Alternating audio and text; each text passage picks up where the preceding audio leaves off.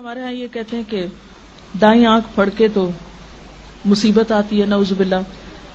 ہتھیلی میں خارش ہو تو پیسے ملتے ہیں، رات کو جھاڑو دیں تو رزق چلا جاتا ہے، منڈیر پہ کوا بولے تو مہمان آ جاتا ہے، جوتے پہ جوتا ہے سفر ہوتا ہے، اور 1001 مثالیں آپ ڈھونڈ سکتے ہیں کہ جو توہمات ہمارے ہاں پائے جاتے ہیں اور اس سے خود بخود نتیجے نکال لیتے. اگر کوئی پوچھے یہ جو تم کہہ رہے ہو کہ ہاتھ پہ ہتھیلی پہ خارش سے ایسا ہوتا ہے پیسہ ملتا ہے، تو کیا غریبوں کے ہاتھ پہ کبھی خارش نہیں ہوئی ہوگی؟ یہ غریبوں کو کبھی خارش کی بیماری نہیں لگی ہوگی؟ یہ سب ہمارے اپنے فتوے ہیں اور یہ جھوٹی باتیں ہیں، ان کی کوئی حقیقت نہیں ہے.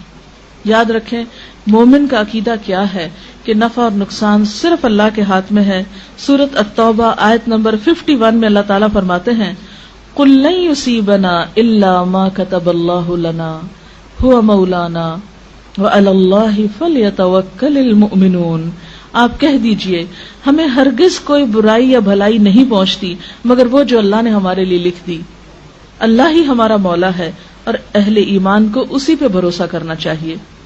اور جہاں تک اس بات کا تعلق ہے نا کہ یہ جو انسان کو ڈر ہوتا ہے کہ کوئی مصیبت نہ آ جائے یا کوئی تکلیف نہ آ جائے، تو اس سے بچنے کے لیے حفاظت کی دعائیں موجود ہیں جو صرف سفر کے مہینے میں نہیں سارا سال پڑھنی چاہیے. صبح و شام کی دعائیں جو ہیں، مسنون اذکار جو ہیں، جس میں اگر باقی دعائیں نہ بھی آتی ہوں تو آیت الکرسی 4 کل صبح شام پڑھ کے اپنے پر بچوں پہ دم کر دیں، انشاءاللہ بہت سی حفاظت کے لیے کافی. اسی طرح سورۃ البقرہ کی آخری آیتیں آمن الرسول سے آپ صلی اللہ علیہ وسلم نے فرمایا جو شخص شام کے وقت ان کو پڑھ لیتا ہے وہ رات بھر کے لیے اس کو کافی ہو جاتی ہیں، کوئی بلا ولا نہیں اترے گی، کوئی مصیبت. اور یہ جو آخری آیتیں ہیں یہ اتنی خوبصورت آیتیں ہیں کہ آپ صلی اللہ علیہ وسلم نے ایک دفعہ فرمایا کہ آج آسمان کا ایک دروازہ ایسا کھلا ہے کہ جس سے پہلے کبھی نہ کھلا تھا، ایک فرشتہ ایسا اترا ہے جس سے پہلے کبھی نہ اترا تھا، اور وہ ایسی آیتیں لے کر آیا ہے جو آج سے پہلے کسی نبی کو نہیں ملی. اور وہ اللہ تعالیٰ نے زمین و آسمان کی تخلیق سے بھی 2000 سال پہلے لکھی تھی یہ آیتیں. آمن الرسول سے آخر تک عرش کے خاص خزانے سے یہ آیتیں ملی ہیں ہم کو، ہم سے پہلے کسی امت کو نہیں ملی. تو اگر آپ مغرب کے وقت نماز میں مثلاً اس کو پڑھ لیں، عادت بنا لیں، یا کسی بھی وقت رات کو سونے سے پہلے پڑھ لیں، آیت الکرسی پڑھ کے چاروں طرف پھونک دیں، تو انشاءاللہ اللہ کی حفاظت پہ آپ رہیں گے.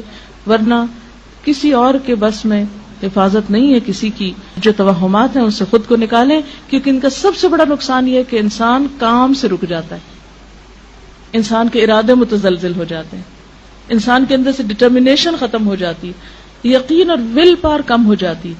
تو اس لیے ان چیزوں سے بچنا بے حد ضروری.